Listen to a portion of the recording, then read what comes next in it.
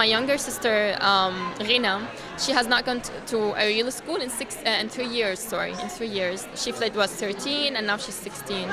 So having been here and having all this privilege and opportunities, it breaks my heart to see my own sister not being able to have access for education. That was Sana Mustafa. She was given a second chance at educational pursuits through the Institute of International Education and has spent this morning on a panel with ambassadors from Germany, Portugal, and Norway, helping them to understand the struggles of relocated refugees. But I mean, you live through a war, and some of the other refugees have too, and I was wondering whether there's some kind of a care unit or facility that you can turn to, because I think that education helps, and education is great, and it helps you thrive. I totally see that, but I'm wondering whether there's some kind of professional medical help you can turn to. Thank you for your question. It's something for the last 3 years I've been thinking of, and I always say I feel until now I did not have the time or the ability to process and what happened, and I don't know if I will ever have. I'm personally, on a personal level, I've been seeking for professional medical help. It's been very challenging finding counsel.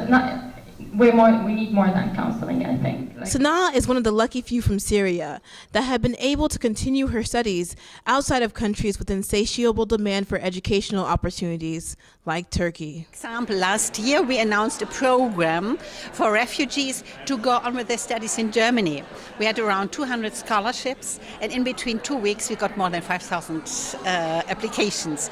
Though groups like DOD from Germany are working hard to support the pursuit of higher education, with the belief that education is a right that the government has an obligation to support, the Germans' model of free higher education, with the large influx of students from around the world, has questionable sustainability. In Germany, actually, we introduced fees a couple of years ago, but for political reasons, it was skipped again. At the moment, studying is free of charge, and we will not change it for the refugees because they still need it. Yeah. And there is a perception in Germany that education has to be supported by the government.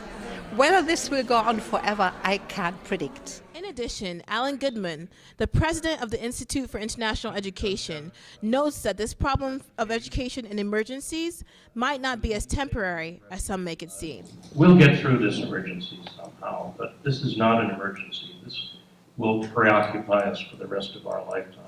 That's why. And with the reality that these problems could, in fact, be with us for the rest of our lives, the question of funding a sustainable plan of action for now and the future comes into play. Jenny Abamu, I'm with International Education News.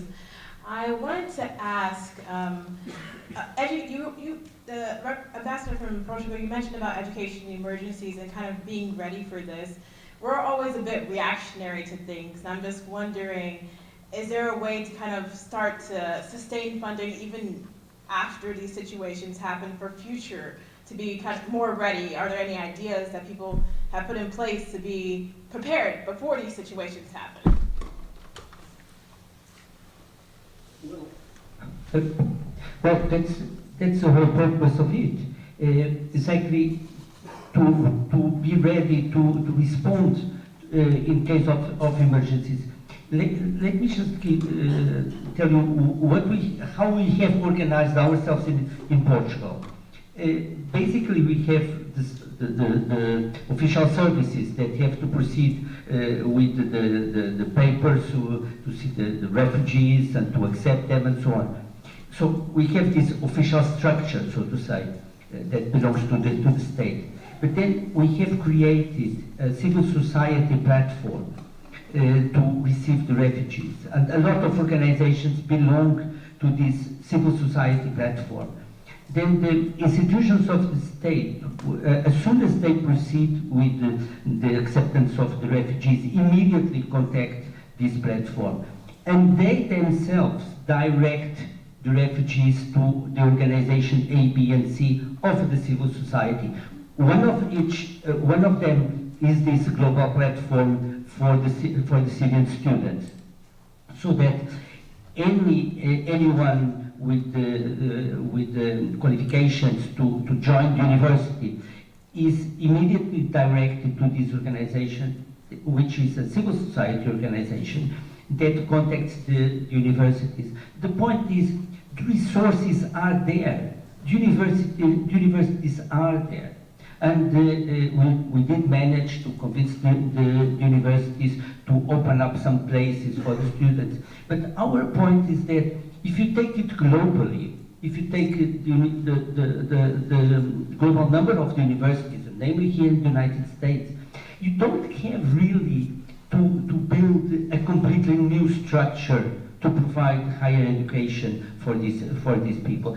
The structure is in place. As someone has mentioned there before, it's just the question of connecting. Reporting from New York City, Jenny Abamu, IENN.